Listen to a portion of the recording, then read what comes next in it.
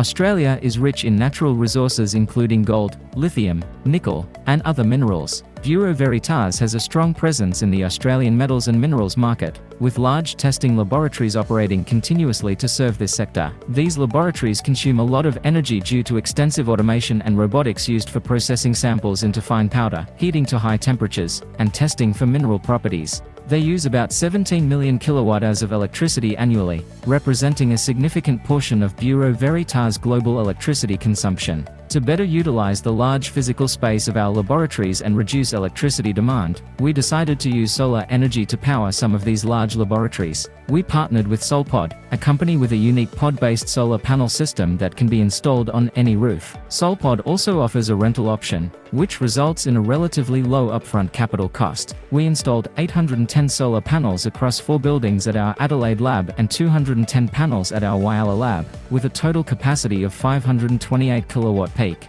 These installations reduce approximately 420 tons of carbon dioxide emissions annually. Following the success of this solar model, we plan to replicate this at other high-energy sites in Victoria and Western Australia. We are committed to expand our solar initiatives to lower operating costs and reduce carbon dioxide emissions, positively impacting the world we live in.